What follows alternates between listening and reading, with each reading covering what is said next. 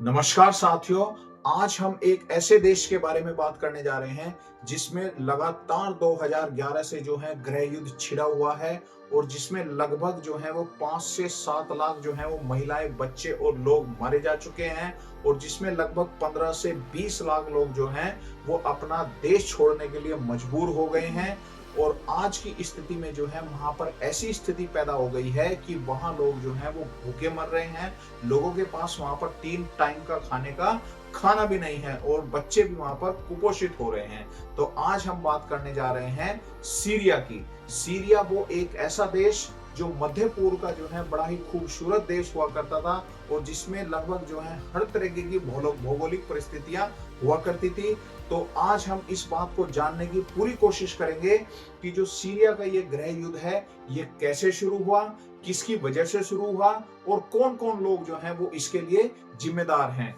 तो इसीलिए जो है आप जो है लगातार वीडियो को अंत तक बने रहे हैं, चैनल को सब्सक्राइब करें और वीडियो को ज्यादा से ज्यादा शेयर करें जिससे लोगों को ये पता चल जाए कि सीरिया का जो गृह युद्ध ये है वो क्या वजह थी, कौन लोग जिम्मेदार थे और किन किन लोगों के ऊपर जो है जिम्मेदारी होनी चाहिए इस युद्ध को शुरू करने के लिए। तो आज हम इस बात को पूरी गहराई के साथ जो है वो चर्चा करेंगे। तो आज की तारीख में जो है वो सीरिया का जो राष्ट्रपति है वो बशर अल असद राष्ट्रपति है। तो ये जो घटना शुरू होती है सीरिया के गृह युद्ध की, ये शुरू होती है सन 2011 से और सन 2011 में एक लगभग 14 साल का एक लड़का होता है जो एक सीरिया के सरकारी स्कूल में पढ़ता है और जिस जगह वो लड़का पढ़ता है उस जगह का नाम होता है डेरा। एक छोटा सा कस्बा होता है। सीरिया की जो राजधानी है दमिश्कस जो है उससे लगभग कुछ ही दूर पर जो है एक डेरा नाम का स्थान था। वहां पर एक जो है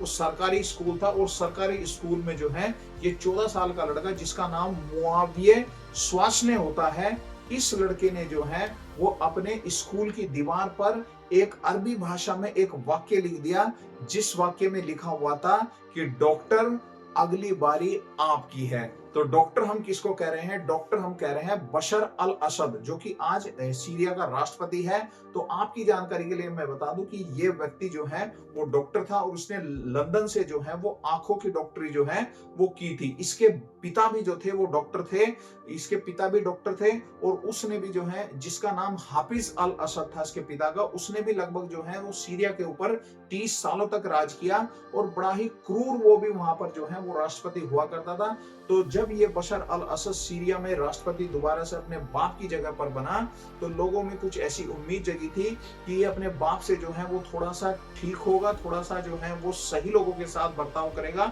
लेकिन लोग जो है बहुत जल्दी ही अपनी उम्मीदों को खोने वाले थे और इस जो व्यक्ति ने बशर अल असद ने इसने पूरे देश को जो है वो गृह युद्ध की जो आग है, जो भट्टी है, वो उसमें झोंक दिया और लगभग जो है इसने 15 से 20 लाख लोगों को जो है वो देश छोड़ने के लिए मजबूर कर दिया और आज की तारीख में जो है 90% सीरिया लगभग पूरी तरीके से समाप्त हो चुका है। तो अब आते हैं हम उसी घटना के ऊपर। तो जैसे ही वो 14 साल का लड़का जो है वो अपने स्कूल की दीवार पर इस वाक्य को लिखता है कि डॉक्टर अगली बारी तुम्हारी है, तो अगले ही दिन पुलिस आकर जो है वो पूरे स्कूल में जो है वो छानबीन करती है, लोगों से पूछती है, वहां के टीचर से पूछती है और पता लगाने की कोशिश करती है कि ये जो वाक्य है वो किसने लिखा था, उसका कारण क्या था। उसका कारण ये था कि वहां जो बशर अल असद जो राष्ट्रपति है वो इतना डरा हुआ तानाशाह था क्योंकि आसपास के जो सीरिया के देश हैं वो चाहे लीबिया जहां पर कर्नल गद्दाफी का राज चल रहा था वहां पर भी गृह युद्ध चल रहा था और मिस्र जहां पर हुस्नी मुबारक जो राष्ट्रपति था वहां पर भी गृह युद्ध चल रहा था। तो जो ये बशर अल असद जो राष्ट्रपति सीरिया का था वो इतना डरा हुआ था कि अगर किसी वजह से लोग सीरिया में भड़क गए या लोगों को जो अरब स्प्रिंग जो था, अरब स्प्रिंग का मतलब जो था कि जो सीरिया के आसपास जितने भी ये देश थे उनमें चाहे मिस्र है वो चाहे लीबिया है, इनमें लगभग जो है वो तानाशाहों का ही राज था। मिस्र में हुस्नी मुबारक का राज था और लीबिया में गद्दाफी का राज था जिसने लगभग 40 साल तक जो है वो लीबिया के ऊपर शासन किया। तो वहां पर भी लोग जो है वो उन तानाशाहों के जो है खिलाफ वहां पर लोगों ने जो है जनाक्रोश पैदा हो गया और लोग जो है मिस्र में भी सड़कों के ऊपर उतर आ गए और लीबिया में भी लोगों सड़कों के ऊपर उतर आ गए और लोगों ने जो है गद्दाफी की और हुस्नी मुबारक दोनों की गद्दियों को छीन लिया। इसलिए ये जो डॉक्टर है बशर अल असद सीरिया का जो राष्ट्रपति था, ये पूरी तरीके से इस बात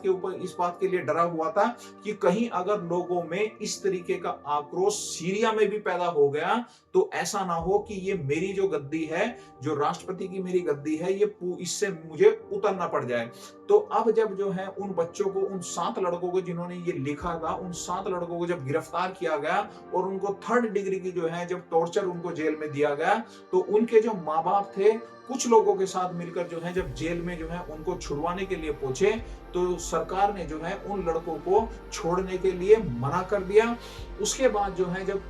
ये धीरे धीरे लोग इकट्ठा होने शुरू हो गए और उस एक लड़के की वजह से जो है लगभग वो जो एक जो छोटा सा एक कस्बा होता था जिसका नाम डेरा था, जहां पर उस लड़के का वो स्कूल हुआ करता था, उसके लगभग जो है वो 80% लोग जो है वो सड़कों के ऊपर उतर गए और एक आंदोलन की वहां पर शुरुआत हो गई। अब वो आंदोलन धीरे धीरे जो शांतिपूर्वक लोगों ने आंदोलन शुरू किया था, अब वो धीरे धीरे वो हिंसक आंदोलन में जो है वो तब्दील होना शुरू हो गया और लोगों की भावनाएं जो है बड़ी आक्रोशित भावना हो गई और लोगों को उस लड़के को छुड़ाने के लिए वहां पर लोगों ने जो है अपना पूरा दमखम जो है वो सड़कों के ऊपर लगा दिया। जब सीरिया के राष्ट्रपति बशर अल असद को इस बात का पता चला कि लोग जो हैं अब बड़े ही आक्रोशित हो रहे हैं, तो उसने जो है उस लड़के को छोड़ने की कोशिश की। अब ये जो पूरा का पूरा आंदोलन था, जो उस एक 14 साल के लड़के को छुड़वाने के लिए लोगों ने आंदोलन बना दिया था, अब ये आंदोलन जो है वो बशर अल असद की जो है उसको कुर्सी से उतारने के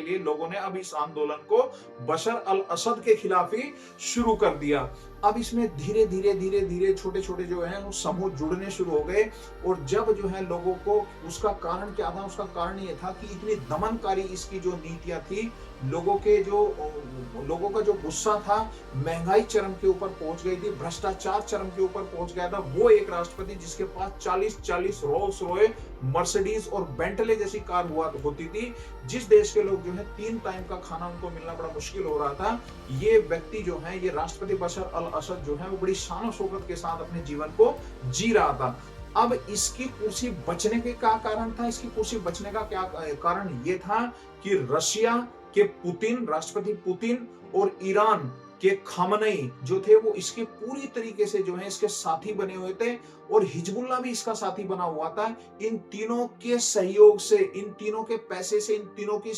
ताकत से जो है ये व्यक्ति जो है लगातार 30 सालों से जो है सीरिया के ऊपर कब्जा किया हुआ था और वहां के लोगों को जो है बड़े ही दमनकारी नीतियों से उसने कुचला हुआ था। लेकिन होता क्या है कि जब ये आंदोलन, उस लड़के को छुड़ाने वाला जो आंदोलन है, जब ये धीरे धीरे बढ़ता चला गया, तो अब जो है ये आंदोलन बड़ा हिंसक हो गया और कुछ छोटे छोटे समूह में लोगों ने जो है अब अपना जो है छोटे छोटे समूह लोगों ने बनाने शुरू कर दिए। अब उसमें जो है एक बड़ा समूह बनकर वो इसमें निकला और जिस समूह का नाम लोगों ने रखा था FSA, फ्री सीरियन आर्मी। अब फ्री सीरियन आर्मी लोगों ने इस समूह का नाम रख के अब उस समूह के जो है वो अंतर्गत लोगों ने अब वहां पर सीरिया की जो आर्मी थी, फौज थी, उसके साथ लड़ना शुरू कर दिया। और ये जो फ्री सीरियन आर्मी का जो ये लोगों का समूह था, इसी समूह को जो है वो सीरिया के राष्ट्रपति बशर अल असद ने जो है वो विद्रोहियों का नाम दिया। अब इसमें एक दिलचस्प बात ये है इसमें, इस पूरे के पूरे जो है वो आंदोलन और इसमें गृह युद्ध में वो ये थी कि बशर अल असद जो है वो एक जो है वो शिया मूल का शिया है, ये यानी कि एक शिया कम्युनिटी से है। लेकिन लगभग जो 80% जो है वो सीरिया के अंदर जो मुस्लिम पॉपुलेशन रहती है वो पूरी सुन्नी है और ये शिया मुस्लिम है। तो अब जो वो 80% शिया जो मुस्लिम सीरिया में जो लोग रहते थे, उनकी कहीं ना कहीं अंदर से ये भावनाएं भी हो रही थी कि भाई ये 20% जो शिया जो मुस्लिम यहाँ पर लोग हैं, इसका एक नुमाइंदा बशर अल असद जो है वो हमारे 80% के ऊपर राज कर रहा है। तो इसलिए जो है लोग इस एक वजह से भी जो है इसको कुर्सी से उतारने की कोशिश कर रहे थे। अब धीरे धीरे जो है जब ये फ्री सीरियन आर्मी को जब फौज ने जो है विद्रोहियों का नाम देना शुरू किया, तो अब ये जो है वो बड़ा ही एक हिंसक माहौल वहां पर बन गया। और ये दुनिया में पहली बार ऐसा हुआ कि किसी एक देश के राष्ट्रपति ने अपने ही देश के लोगों के ऊपर बम बरसाए, गोली बरसाए। आज तक किसी दुनिया में किसी देश में ये ऐसा नहीं हुआ था कि किसी एक राष्ट्रपति और प्रधानमंत्री ने जो है वो अपने ही लोगों के ऊपर बम बरसाने शुरू किए, गोलियां बरसानी शुरू की। अब धीरे धीरे जो ये युद्ध बढ़ता चला गया, अब बढ़ने से जो है वो हुआ इसमें ये कि जो फौज थी सीरिया की, उस सीरिया की फौज में लगभग 80% जो थे वो सुन्नी ही मुसलमान थे। अब सुन्नी मुसलमान जो होने की वजह से जो है जो विद्रोही थे वो भी सुन्नी थे। अब धीरे धीरे जो है फौज के लोग जो है, फौजी जो है, सीरिया की फौज के लोग जो है वो धीरे धीरे जो है वो फौज को छोड़ छोड़ के विद्रोहियों के साथ शामिल होने शुरू हो गए। और जब वो विद्रोहियों के साथ शामिल होने शुरू हो गए तो धीरे धीरे जो है ये युद्ध जो है बड़ा ही एक खतरनाक मोड़ के ऊपर चला गया। और अब ये खतरनाक मोड़ के ऊपर जाने के बाद अब इसमें क्या हुआ, एक तरफ फौज हो गई सीरिया की, इसमें दूसरी तरफ जो है वो सीरिया के विद्रोही हो गए। अब ये युद्ध जो है बड़ा ही हिंसक हो गया और इसी युद्ध की वजह से जो है पूरा देश इस युद्ध की चपेट में आ गया। सीरिया की फौज और सीरिया के विद्रोही जो हैं वो आपस में पूरा उन्होंने गृह युद्ध हो गया। और लगभग जो है इसमें 5 से 7 लाख जो है वो बच्चे और इसमें महिलाएं और लोग जो हैं वो मारे गए। और लगभग 20 लाख लोग जो हैं वो देश छोड़ने के लिए मजबूर हो गए। और 90% जो है वो सीरिया तबाह हो गया। और जितने भी ये आप देख रहे हैं कि यूरोप में जितने भी ये लोग सीरिया से भाग भाग कर गए, जिनको आज जो है वो राजनीतिक शरण मिली हुई है, ये सब सीरिया से ही भागे हुए लोग हैं। और देश जो है वो धीरे धीरे गर्त में ज्यादा चला गया और विद्रोही और सीरिया की फौज के बीच जो है ये देश पिसकर रह गया और ये देश जो है वो गृह युद्ध की चपेट में फंसता चला गया। तो ये थी एक सीरिया की कहानी जिसमें जो है ये इतना खूबसूरत देश पूरी तरीके से तबाह हो गया। तो मुझे आशा है कि आपको जो है ये पूरी जानकारी पसंद आई होगी, इसलिए आप वीडियो को ज्यादा से ज्यादा शेयर करें, लोगों को भी सच्चाई का पता चले। चैनल को सब्सक्राइब करें, लाइक करें। धन्यवाद।